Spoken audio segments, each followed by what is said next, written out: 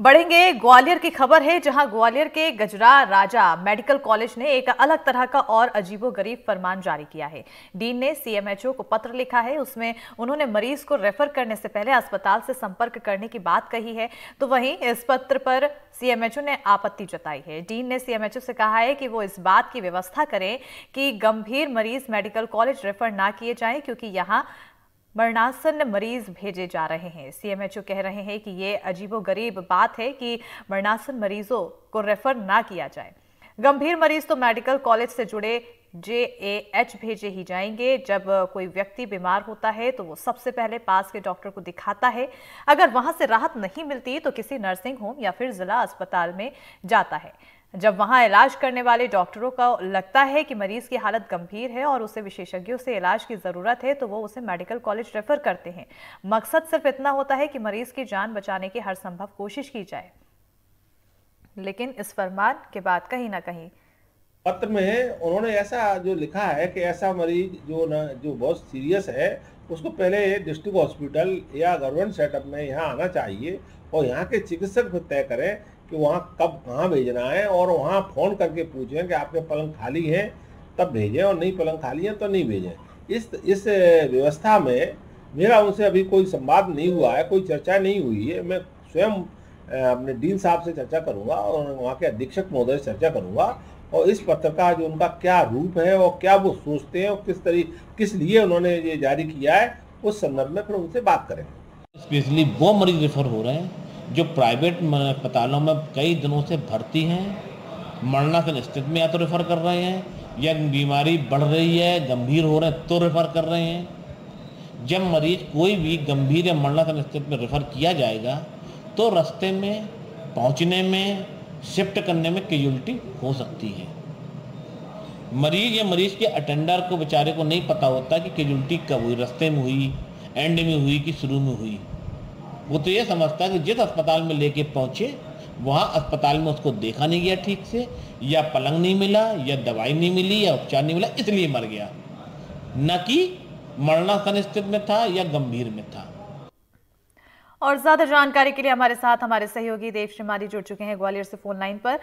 देव, आखिर जिस तरह से मेडिकल कॉलेज के डीन का ये पत्र सामने आया है, उसको लेकर कई तरह के सवाल उठ रहे हैं। आखिर क्या कुछ मंशा रही है इस पत्र के पीछे?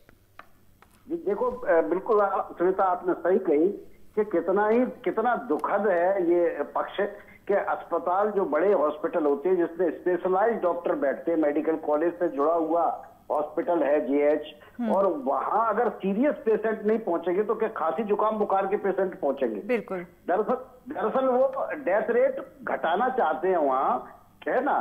और लेकिन इसका कोई तरीका नहीं है कि भाई सीएमएचओ ने, जैसा कि अभी एनडीटीवी ने खुद दिखाया कि सीएमएचओ खुद बोल रहे हैं कि भाई अगर प्राइवेट हॉस्पिटल में कंट्रोल नहीं हो रहा है तो वो और कहाँ भेजेंगे।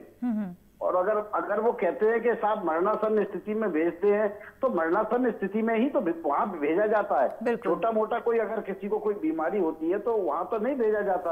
तो ये एक बहुत ही मतलब कहना चाहिए शर्मनाक रवैया है, शर्मनाक चिट्ठी है। ये कैसे लिख दी, क्यों लिखी, मेरी समझ में अभी मतलब मेरी क्या किसी की समझ में नहीं आ रही है। खुद सीएमएचओ की समझ में नहीं आ रही, जो खुद ही डॉक्टर होते हैं, कि भाई कोई बड़ा हॉस्पिटल ये कैसे कह सकता है कि अगर किसी की हालत सीरियस है, मरणासन स्थिति में है, वहां डॉक्टर्स को हालात कंट्रोल नहीं हो पा रहे हैं तो वो रेफर नहीं करेगा। ये तो कह रहे हैं कि रेफर ही नहीं किया जाना चाहिए। आप बताइए, रेफर नहीं करेगा तो यानी वही मर जाने दें उसको।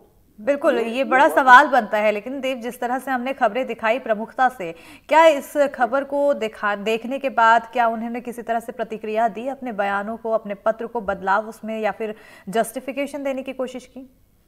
नहीं, वो अभी तो जस्टिफिकेशन केवल ये दे रहे हैं कि नहीं, हम तो इसलिए कह रहे हैं कि ताकि व्यवस्थाओं थोड़ा सुधार आ जाए, वो हमको सूचित करके पूछ लें, है ना, कि भाई हमारे पास पलंग है खाली या नहीं है, या ये है। लेकिन ये कोई तर्क नहीं होता है, आपके पास पलंग खाली है या नहीं है, व्यवस्थाएं कितनी है, व्यवस्थाएं मांगने के लिए करोड़ों रुपए सरकार देती है। इतना बड़ा मेडिकल कॉलेज चलाते हैं, अगर व्यवस्थाएं नहीं है तो और व्यवस्थाएं सरकार से मांगी जा सकती हैं। बिल्कुल, क्योंकि व्यवस्थाओं का जिक्र किया गया है, ऐसे में ताजा व्यवस्था आखिर वहां के क्या कुछ हैं? नहीं, व्यवस्था अच्छी है, 1000 बिस्तर का हॉस्पिटल है और ग्वालियर मेडिकल के क्षेत्र में एक अच्छा इलाका माना जाता है। न केवल जो हमारा ग्वालियर का मेडिकल कॉलेज से जुड़ा हुआ JAH समूह है, उसमें बहुत सारे हॉस्पिटल है। 1000 वार्ड का 1000 बिस्तर का एक अलग हॉस्पिटल है, उसी के अंदर एक बच्चों के लिए और महिलाओं के लिए एक कमला राजा हॉस्पिटल है, एक OPD है, एक हार्ट की अलग यूनिट है, न्यूरो की जो यूनिट है जो मध्य प्रदेश में कहीं नहीं, ग्वालियर में है। तो बहुत अच्छी व्यवस्थाएं हैं और बरसों से हैं, यहाँ ये नहीं कि अभी हो गई हो, बरसों से ये व्यवस्थाएं हैं। और न केवल ग्वालियर बल्कि ग्वालियर चंबल संभाग, राजस्थान, इटावा, उत्तर प्रदेश के झांसी, ललितपुर, टीकमगढ़, यहाँ तक से मरीज यहाँ पहुंचते हैं क्योंकि बड़ा सेंटर है ये और उपचार मिलता है। लेकिन दरवाजे पर ही मरीज ना आए इसलिए क्योंकि उसकी हालत सीरियस है, तो ये तो बहुत ही हास्यास्पद भी है। बिल्कुल, और कहीं ना कहीं ये भी निकलकर सामने आ रहा है कि डेथ रेट को कम करने की कोशिश यहाँ पर की जा रही है, अपने काम से बचने की जिम्मेदारियों को लेने से यहाँ पर बचते हुए नजर आ रहे हैं। बहरहाल बहुत बहुत शुक्रिया देव, तमाम जानकारी यहाँ पर देने के लिए।